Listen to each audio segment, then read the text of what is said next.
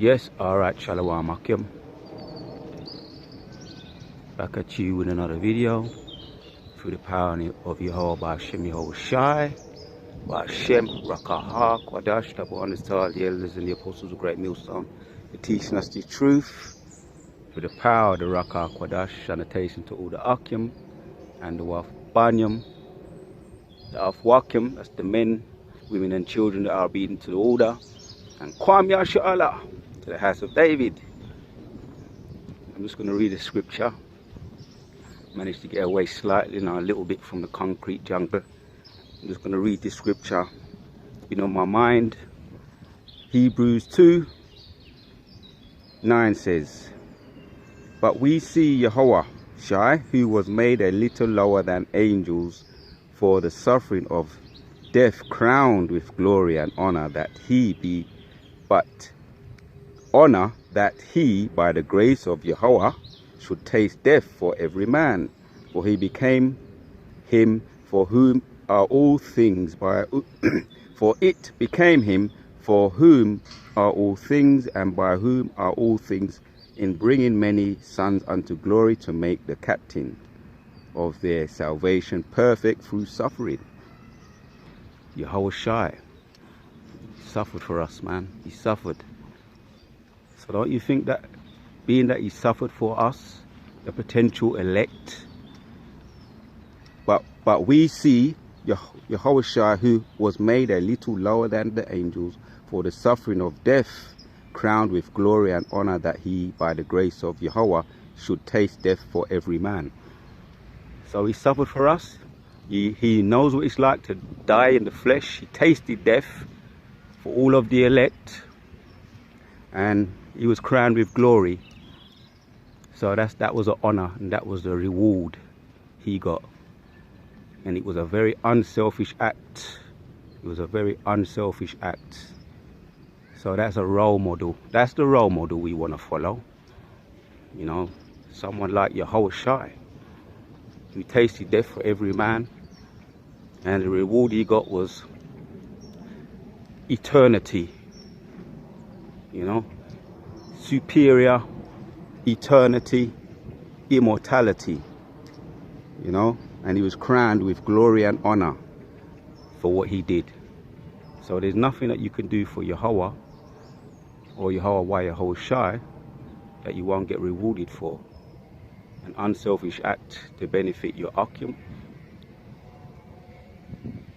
to benefit the brothers, the brotherhood. So that's the reward we want to follow. We've got some so-called role models today that really are just Dungy idols. The scriptures talk about Dungy idols, you know, and we know what dung is. And Amalek, the Amalekites, have set them up to be very bad role models on the left-hand side. You hear about them Chingy, who's now coming out. And once upon a time he said, "Yeah, I'm an Israelite," you know.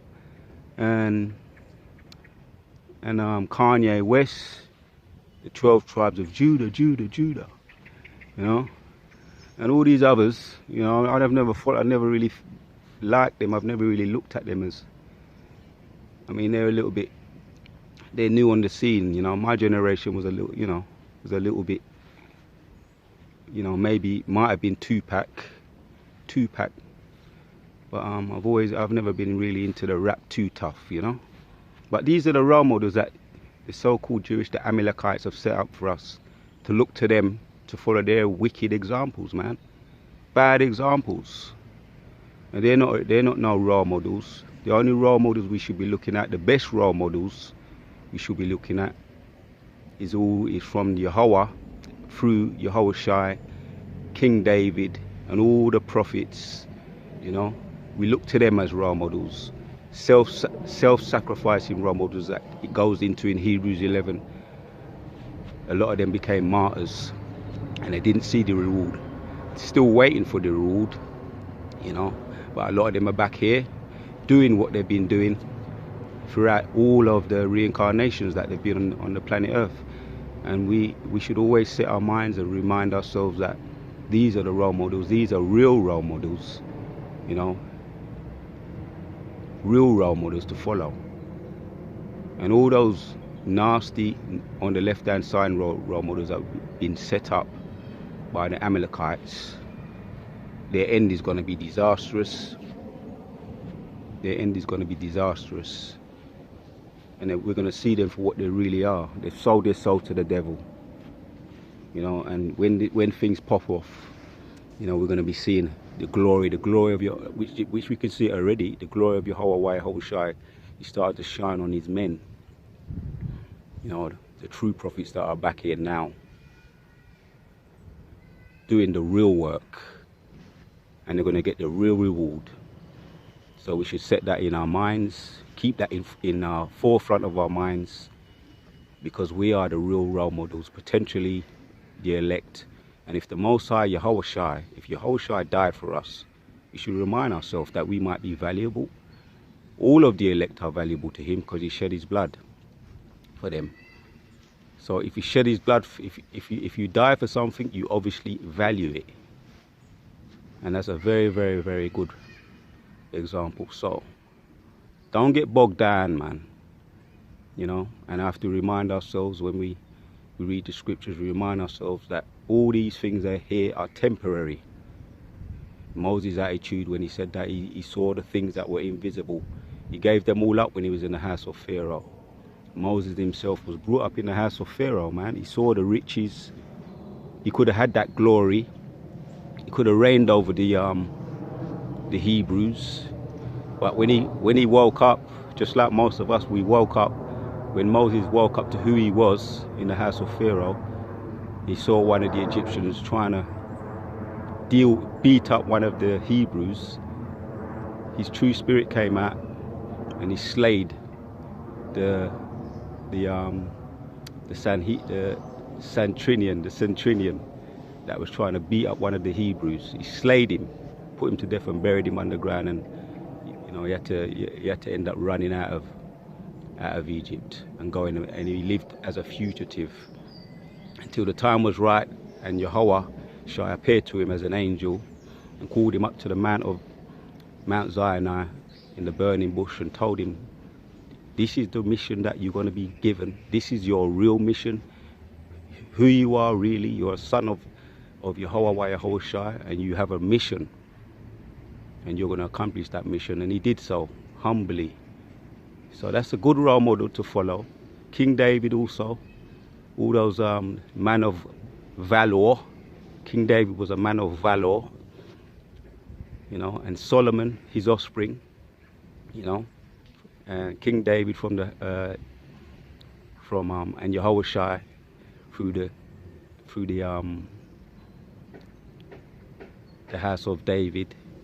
And I want to read that. I'm going to read that scripture.